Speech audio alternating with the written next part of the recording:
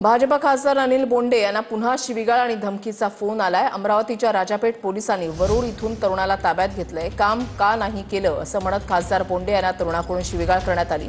हैदराबादमधून खासदार अनिल बोंडे यांना हा धमकीचा फोन आला।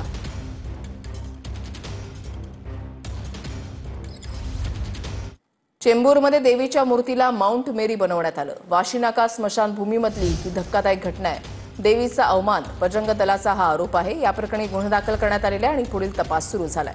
हिंदू संघटनेच्या कार्यकर्त्यांकडून स्मशानभूमीमध्ये आरती करण्यात आली आहे।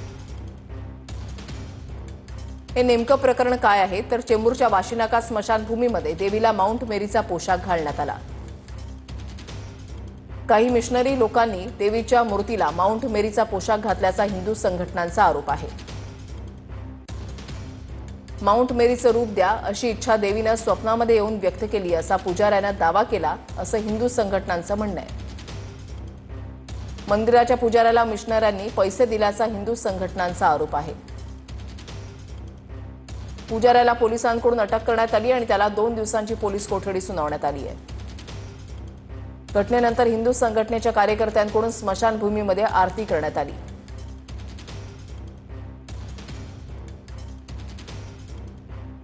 श्रृंगार किया गया। अब ये श्रृंगार किया गया था कि वहाँ पर जाकर कन्वर्जन का एक रैकेट चलाया जाए। हमने रात भर जितने भी संगठन थे यहाँ पर हम सब एक साथ जुटकर हमने यहाँ पर उस आरोपी को पकड़वाया है और उसके ऊपर एफआईआर हुई है। कुछ मिशनरी लोगों ने काली माता की मूर्ति को उनको मदर मेरी की पोशाक पहना के उनके कपड़े पहना के ऐसा साबित किया कि ये मदर मेरी है। और उधर का जो पंडित था उसको शायद मिशनरी लोगों ने पैसा दिया था ये सब करने के लिए।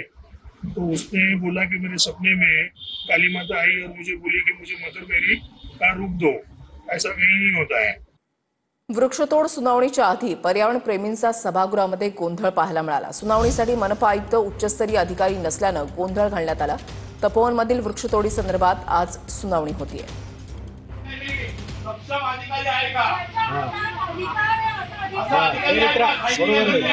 एक मिनिट राजाभाऊ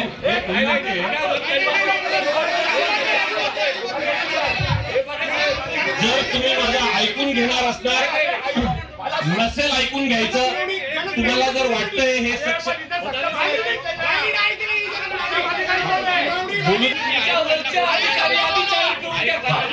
आता मला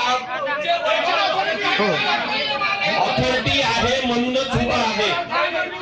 वृक्ष प्राधिकरणाला देऊन वृक्षाधिकाऱ्यांना आहे ही आयुक्तांकडे होऊन आधी क्लिअर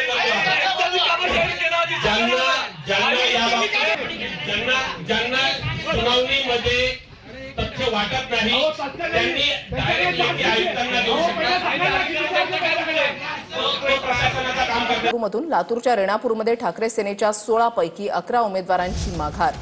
पक्षातूनच सहकार्य मिळत नसल्यामुळे उमेदवार नाराज झाले। तटस्थ राहण्याचा उमेदवारांचा निर्णय आहे। जिंदाबाद जिंदाबाद शिवसेना जिंदाबाद। आमच्या पुढे असा पेच निर्माण झाला की एकतर काँग्रेसचंही आम्हाला सहकार्य मिळत नाही आणि जो शब्द आमच्या पक्षाच्या खैरे साहेबांनी दिला होता त्यांचंही सहकार्य विड्रॉलच्या अगोदर मिळालं नाही।